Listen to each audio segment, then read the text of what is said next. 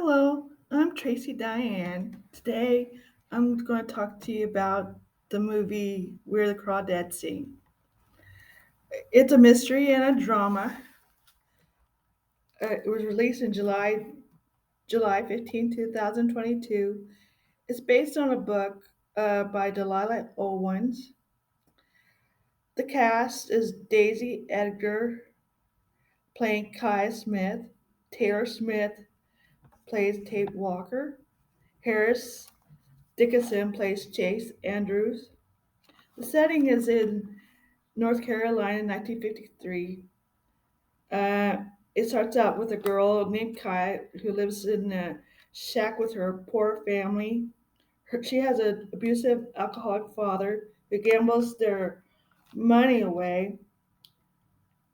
Her mother and her older siblings flees from this home and leaves Kyra alone with her father. Then, at some point, her father does abandon her all by herself at 7 years old.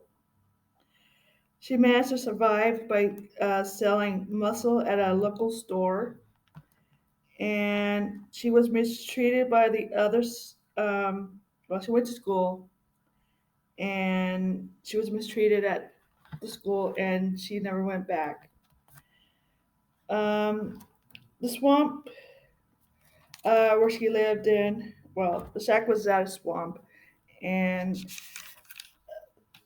the swamp was her playground, her school, the only way she was able to survive. The town people in her community will know her as the Marsh Girl, and has a precious thought against her. Uh, she uh, she did make friends with when she got older. Two boys.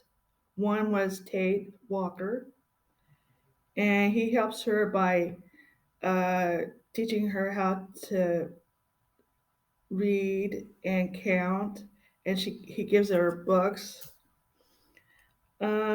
And then they have a relationship, and he went away for college, and then she started another relationship with Chase Andrews.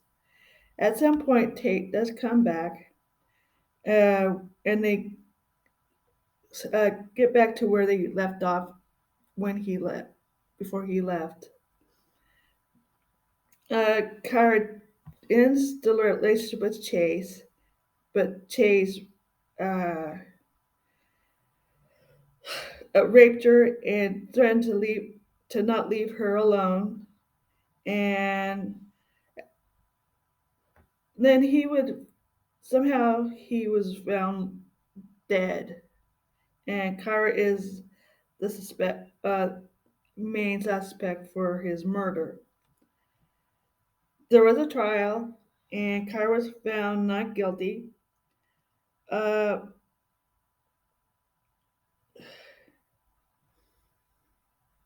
she marries Tate for the rest of her life, and Tate would later discover after her death that she did indeed kill Chase. Um,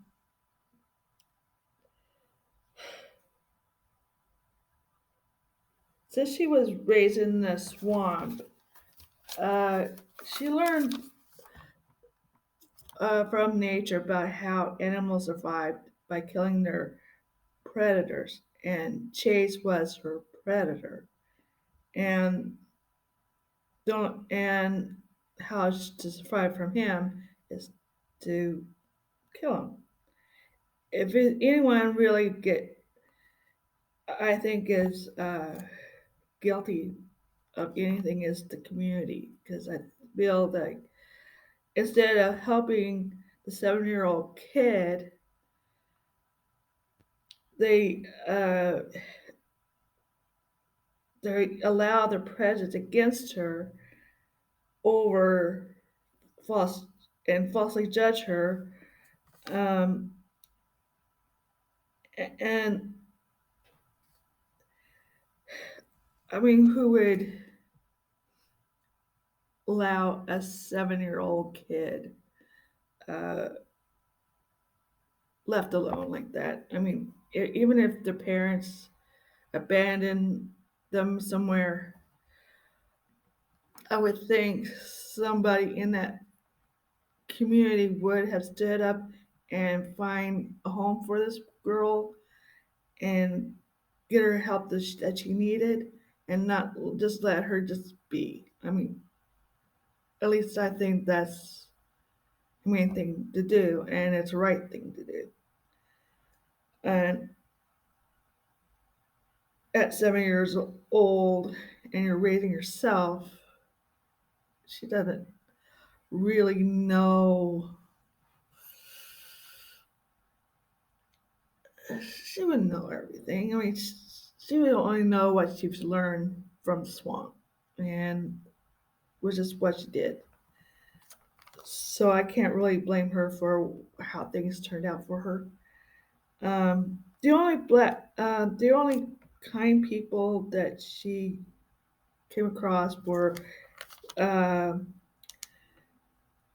at this general store that she sell, where she sell muscle to help her survive as she was growing up. Uh, the couple